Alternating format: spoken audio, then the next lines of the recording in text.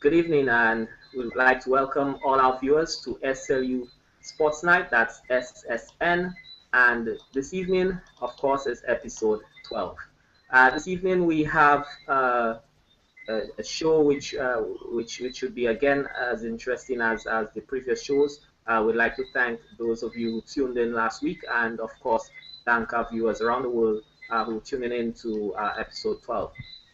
This evening we have with us national swimmer, of course, a gentleman who's been on our show a few times already. We could consider him our friend, Bradford Worrell. He's with us this evening. We're gonna hear a bit from him. Remember, we had the swim meet over the weekend, and of course, our guys from St Lucia, they did us proud. And I know that Brad, of course, would of course want better, and we're gonna hear from him this evening. Um, we're gonna go straight into the heat of things. So we're gonna introduce Brad. Brad, you with us? I'm here, guys. Wonderful. Brad, how's everything on the weekend? I leave it up to you. The floor is open. Oh, it was a tough weekend. We had a lot of smiles and cries, and everybody was pushing real hard this weekend. The team came together well. Everybody was pumped. Um, it was really a good experience. This is not the first time I've been on the OECS team. I've actually been on it since pretty much like 1994. So, every year it seems to have gotten a lot more exciting, and this year was really competitive, and I really think that it's significant. It signified that you know swimming in the islands has really jumped up a few levels. Maybe not just since last year, but it's really become a lot more competitive. The times are a lot faster than when I was, in the younger age groups and that sort of thing. So it's really jumping up quickly, and it's getting more and more competitive. The meet was actually really exciting this year. It was really close, and we hosted it well here in St. Lucia. Everybody was really satisfied with the way the pool looked and the way the venue was set up and everything. So it was really a good competition. Um, St. Lucia placed second behind Grenada. It was a close fight pretty much until the end, but you know, S- St. Lucia, we had a few age groups that were a little bit weaker than the rest of the other islands, and it really showed. That's where most of the point difference was made. And so it was St. Lucia second behind Grenada. Actually, the St. Lucia men's team won. The women's team came second. And so I think Grenada's women's team came first, and their men's team came second. But the points difference was, so that Grenada was in favor. Antigua actually came out with a really strong group of kids. They performed really well, but they took third place behind us, followed by St. Vincent and then British Virgin Islands. So it was a really good competition. Every year we look forward to hosting it because this is our chance to kind of show what we're made of here in St. Lucia. But this year the Grenadians came and they took it from us. So we got more fighting to do and more. We got to put in a little bit more effort for next year. Wonderful. Brad, I was looking at the medal counts, and it shows St. Lucia were third in terms of medal count with 103 medals, 23 being gold, 38 silver, and 42 bronze. Um, Yeah, the better teams in terms of medal count was Antigua. They actually had 21 more than St. Lucia at yeah, 124, and yeah. Grenada one more than Antigua at 125. So how with a medal count more than St. Lucia, Antigua still placed third. Yeah. How was that calculated? Well, in swimming, two swimmers are allowed to score per age group, which means if let's say we had swimmers who, well, for my age group, Jordan Ogier pretty much won every event, and I battled out for second and third place in most of the other events.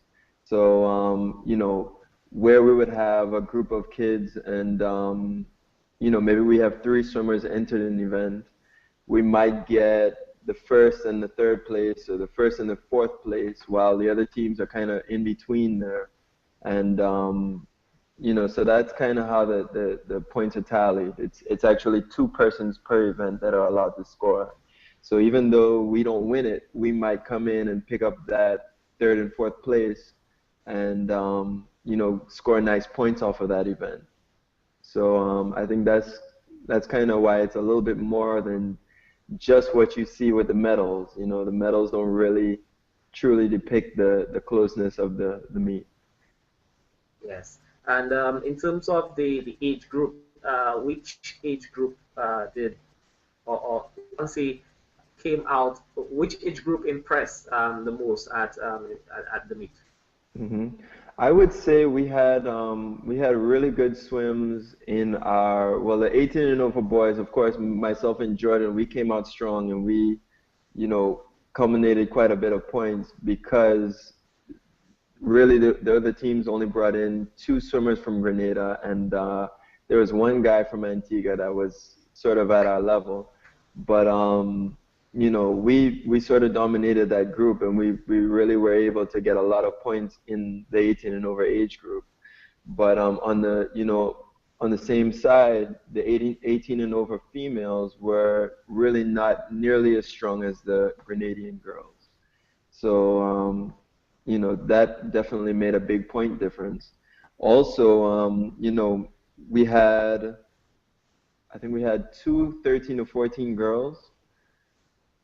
Actually, I think we had one 13 to 14 girl in her age group, and she was not able to swim three of her events because she has a injury, and that right there would have set us back some points. We also lost points from a couple of guys missing their races and stuff like that. It happens, but at that level, it shouldn't be happening, but it happens still. And really, we lose a lot of points in our younger age groups. Something that you'll notice is that in Antigua, they swim with Cuban coaches, and they train twice a day, Monday through Friday and Saturdays as well. So I think their level of swimming at that younger age group or in those younger age groups is just a little bit higher level than where we are at right now. So that's that's an area we need to step up. Yes, in terms of stepping up in that area, Brad, based on your experience and I know you also coach the younger ones, etc. In terms of that sort of a development and having that strategy that in place that, and like you say, until has currently. Is there anything hindering that here in St. Lucia, or is it a case whereby, or one of the things could be, is it that not many of the younger ones are showing that interest in swimming? What really is the cause of that, and how often do we have training here locally? Mm-hmm. Well, if you come to the aquatic center on a daily basis, Monday through Saturday, there are groups here training. What programs are in place for such in St. Lucia? Mm-hmm. The aquatic center, we run programs weekly, and really we would probably be the most reliable choice as to if you wanted to get your kid into swimming. You can call the aquatic center at any time. It's 450-SWIM, 450-7946. And once you speak to anybody at the front desk, they'll be able to tell you when the classes are, what the levels are, and the procedure for getting your kid into those groups. If you're an adult, we also do adult classes, and we also do parent-taught classes for toddlers and young children. So we try to cater for all groups. Unfortunately, we are located in Gros-Islet, and a lot of the parents who would like to bring their kids up are from, Dennery, Mabio, what am I saying? The valley. Yes, the valley. The valley. And the south of the island. And so, it's a little bit more of a challenge for them to get up here. But we do groups on Saturdays, so if they can take a Saturday out and drive up, every class they can get their kid in is gonna be something that they'll benefit from. And so Definitely. it's time we spread the base of pools on the island, but that's another conversation on its own. Yeah. Right now, the North, we've been served by a swimming pool for the past 14 years. So naturally, most of the top swimmers of the island, they come from the North. Um, we have had some successful groups from Beaufort, and in particular, the Southern Flying Fish Swimming Club. And they do train on the beach, and I believe they were swimming out of, what is it, Coconut Bay in Beaufort. And I know that that pool has been shut down for some renovation, so I don't think that Yes. they're in a pool at this point. But it's really time that somebody step up to the plate and put a pool down there, and spread the base out a little bit, because there are a lot of kids down there that are not being served at all by a swimming pool. I've never seen a swimming pool, so it's really time somebody come up and do that. It's we way behind in that regard. So just a little note to Dyer and Ken, who are not with us this evening. You guys should really come up with some funds to get some swimming pools around St Lucia. Hmm. So Well, the issue Brad, is with doing it private, it's just so expensive. If the Dyer, government. I think Dyer can afford that, man, Brad. I uh, hope I hope he's not listening to us right now. But it's really good, the work that you're putting in, and we know that there are other persons, of course, who put in that same amount of work, and of Definitely. course we have to give them credit. We Hmm. just know that there needs to be more in terms of more persons out there doing it, and the places that you mentioned, like the Mawia, the Dennery, the out districts, would be nice for programs there as well, because we know the talent also comes down in that area, and Hmm. I guess with time, with the right help, swimming definitely will far. We definitely looking. I know that SLU Sports Online will soon be looking at definitely playing our part and getting you guys on as much as we can, not just with SSN, but with the site on a whole. So this is Hmm. in the pipeline, and we know that there are other media outlets out there who will be doing the same for swimming in St. Lucia. So Hmm. before we close, we just have 2 minutes left with you, but we have a question, and one was it's about the competition. Any standout young swimmers in the competition? I'm not sure if the person is asking whether locally or whether it's in terms of Hmm. everyone, all the team. So any out We swimmers did probably have could tell a us. few standouts. We did have a few standouts, and even with the standouts that we have, they still have a lot of developing to do.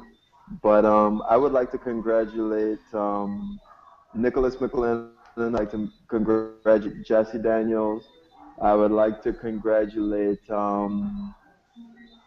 Ethan Dyke Elliott.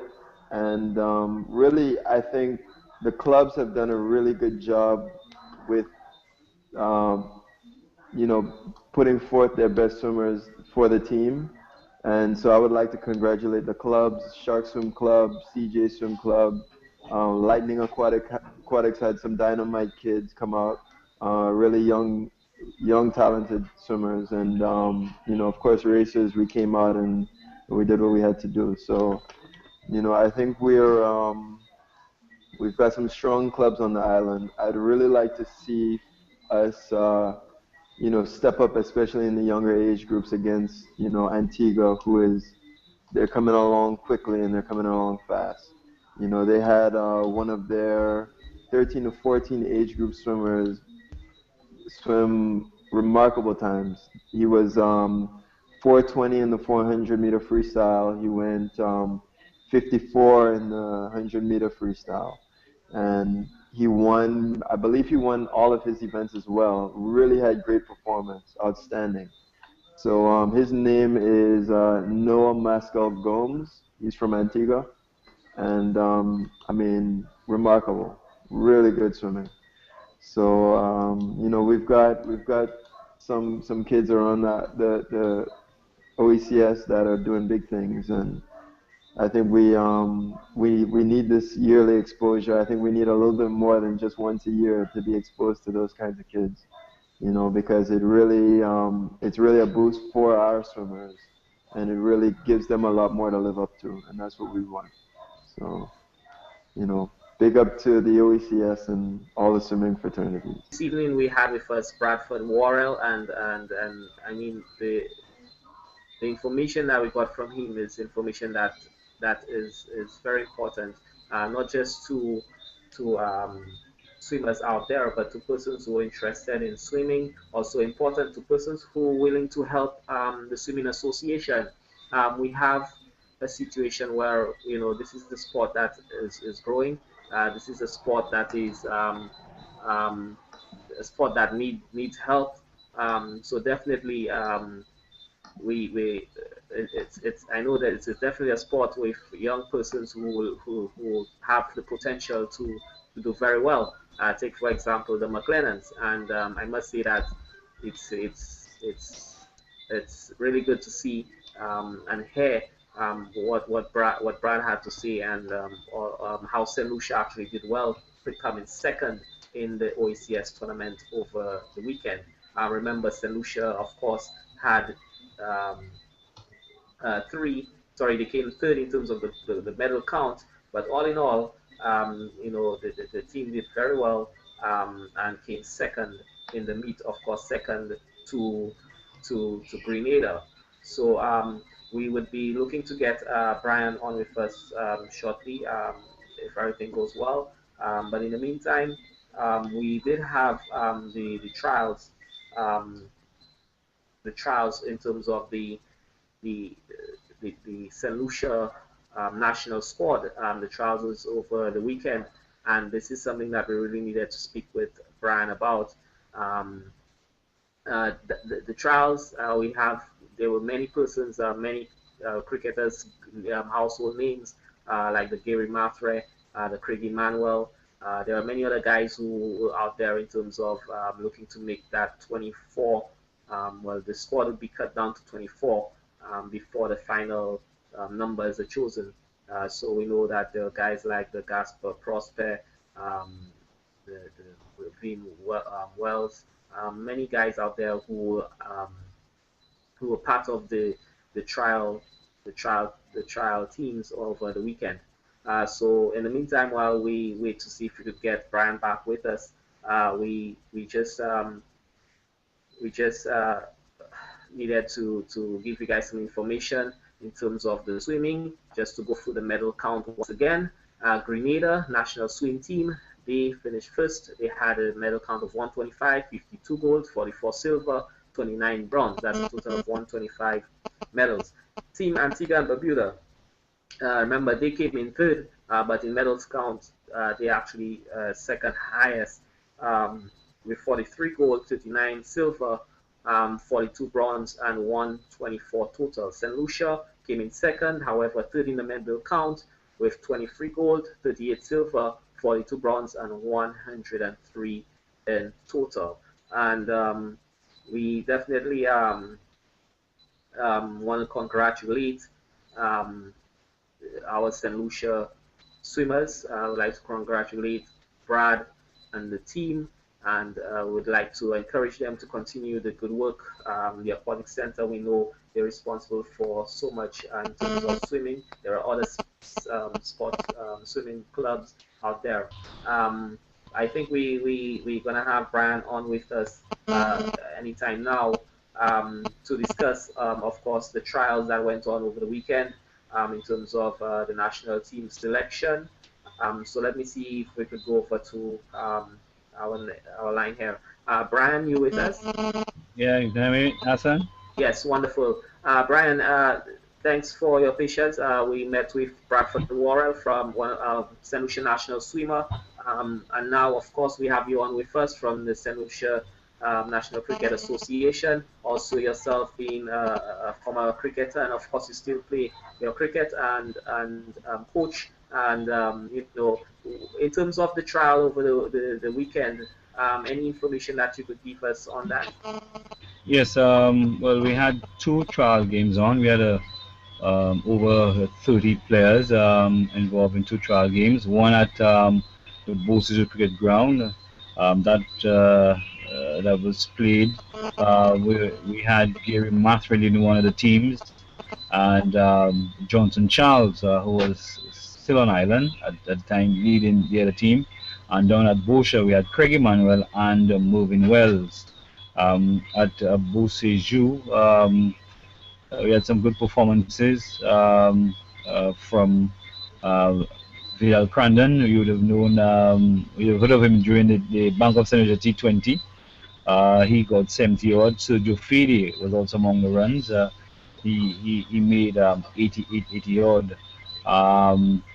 Over at Bosha, Craig Emmanuel, he too is still in some good form. He got 42 out of his team's 95 all out.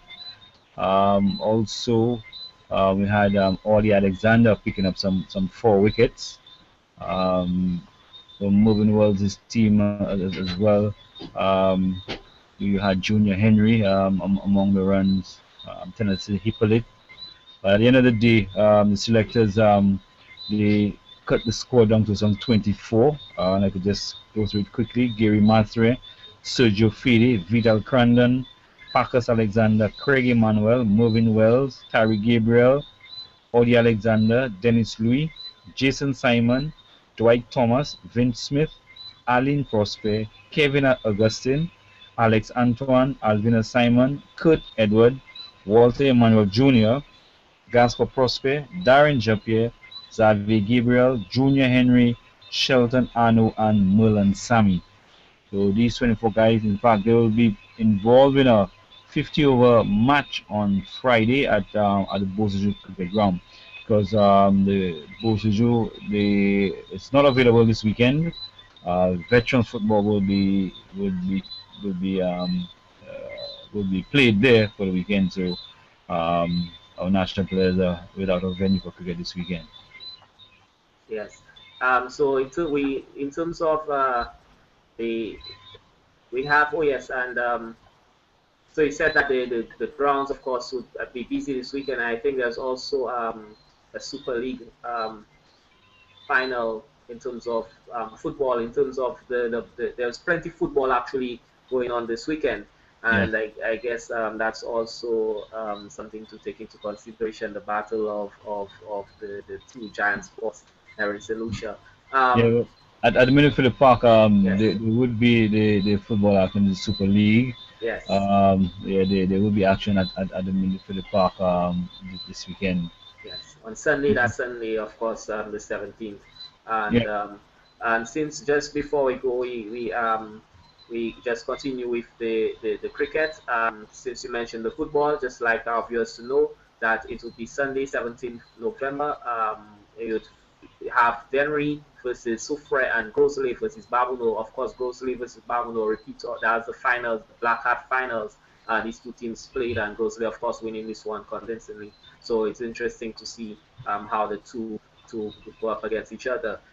In terms of the squad, um, we had the likes of course, the Gary Matre, Tarek Gabriel, of course, Sergio Fede. And when you look at the St. Lucia team, and of course, when you add the likes of the Darren Sammy and Johnson Charles to that team, it looks a really strong squad. yes, definitely. On paper, it's one thing to boast of your players on paper, but actually, I mean, as you know, the game is actually played on the field. We will not be having the services of Sammy and Johnson Charles. They will be away on West Indies duty. Well, Sammy won't be back until I think early sorry, late February in the new year. Johnson Charles left today for India. he joined the squad for the one-day internationals, and he will be back until later in the month. But from all reports, I don't think he will be available for the Women Islands tournament. But you still have persons in the likes of Kelly Sports. Right now, he's away in Barbados playing club cricket. As you said, like Gary Mathres, Sergio Fili, Craig Emmanuel moving well, Starry Gabriel, Dennis Louis. All these are players who were part of the squad last year, the team winning the championship. Alex Antoine, also part of that team, Gaspar Prosper, Xavier Gabriel. So pretty much the majority of the players who won that championship, they are still in the squad for this season. Wonderful. And Brian, when we look at cricket and how it is the pattern over the past few years, and the cricketers that have come through the ranks. I mean, we know of Sammy going through and Johnson. We also have Gary Maffrey, who also had done well, even for West Indies and the opportunities that he got. Who do we see as a few of the persons that we could mention in terms that who we definitely see have a chance of getting into the West Indies squad? Or we know that Tariq has of course played for the 18. Sorry, well in terms of sorry, it is under what was that team? Under 19 team. So who do we see in terms of the talent on show that we could watch out for? Because I know I know you'd probably give a few names, and I'm sure that our viewers would want to know, who can we look out for? Well, for sure, Tyre Gabriel is one of the new kids on the block, exciting young player. As you rightly see, he is just part of the West Indies under 19 setup. We also have um, Tonya Simon, who was part of the trial squad.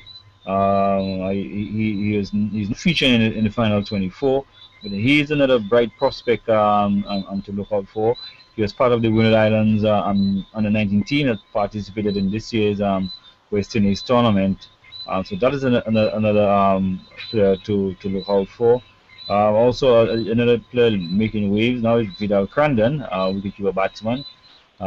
He made some runs during the T20, and also in the first round game he also got a half century. So he's in good form, and looking at him, he seemed to be a player who keeps his head on his shoulder, that he can force his way into maybe a Women Island senior team, and even have the West Indies selectors having a look at him.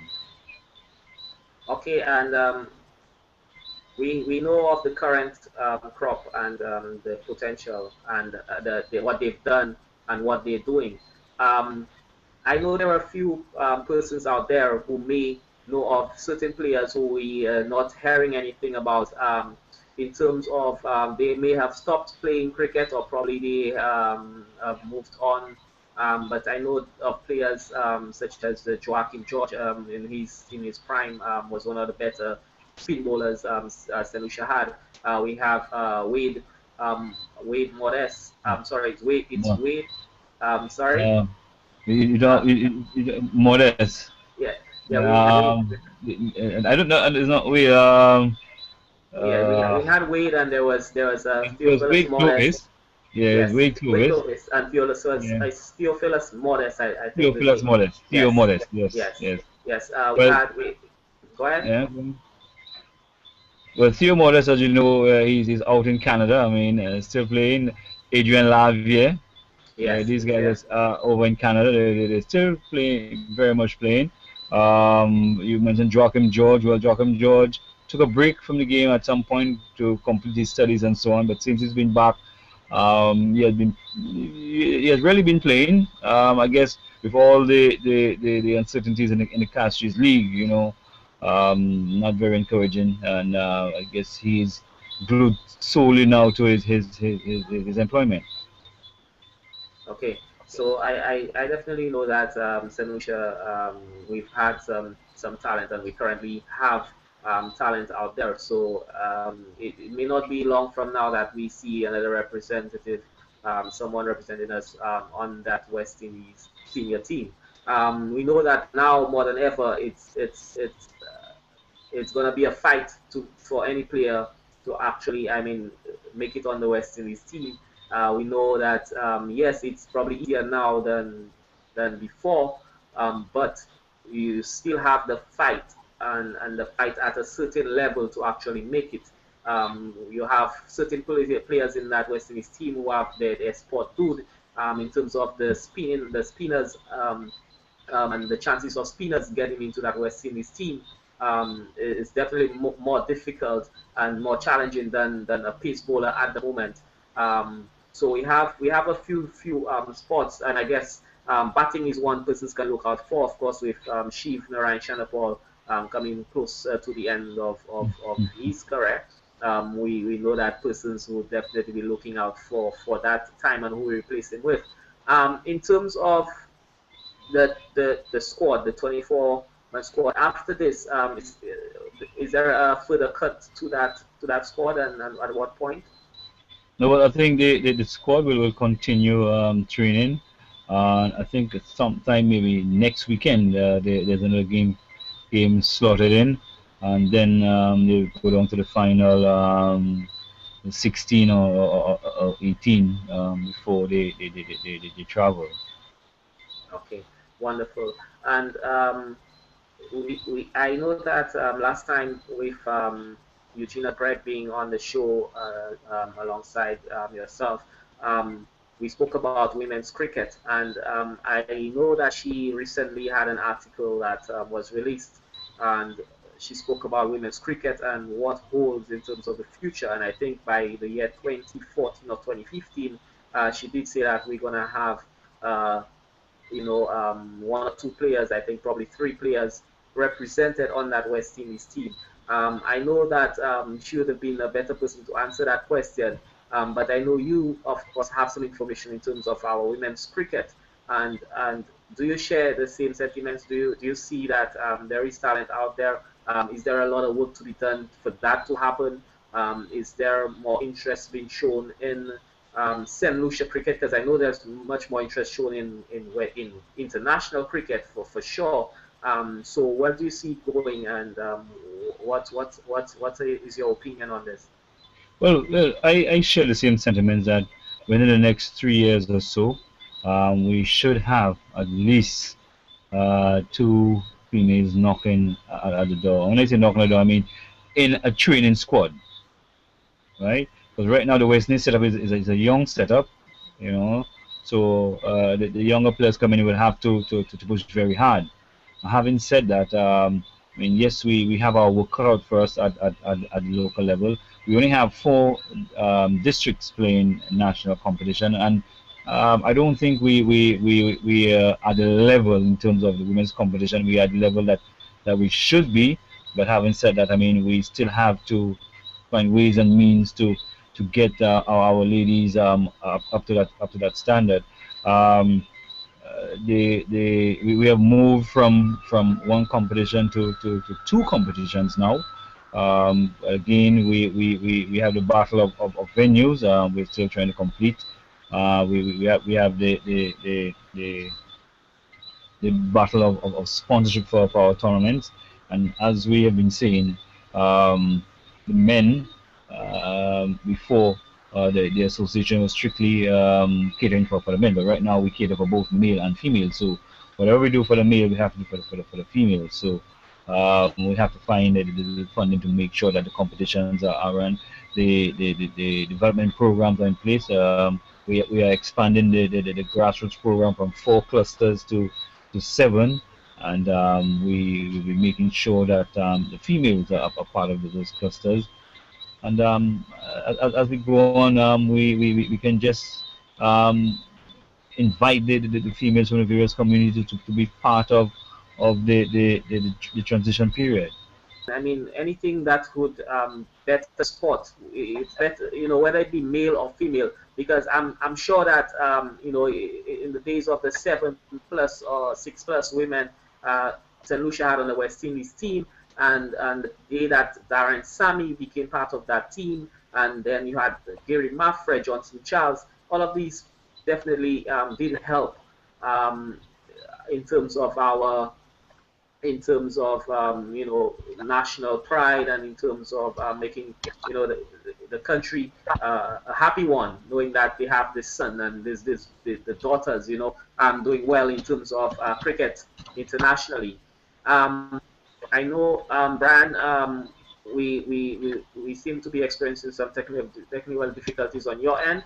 Um, so what we're going to do is we're going to definitely yes, we're definitely gonna be inviting you over to one of our other shows. We're also gonna be getting information from you um, so that we can put out there on the website. We like the fact that you guys are doing your hard work at the association. Swaylene, the secretary, was one of those who helped out in getting the scores live on SLU Sports Online. That's wonderful. So we just like to thank you for being with us this evening. We'd like to thank Bradford Worrell, national swimmer, for being us this evening. We'd like to thank our viewers for tuning in this evening on episode 12. We'd like to apologize for the inconvenience that we had, the technical difficulties that we did have in the show. But we do look forward to episode 13, where it's going to be yet another great episode of SSN Sports Night. I wish everyone a good night.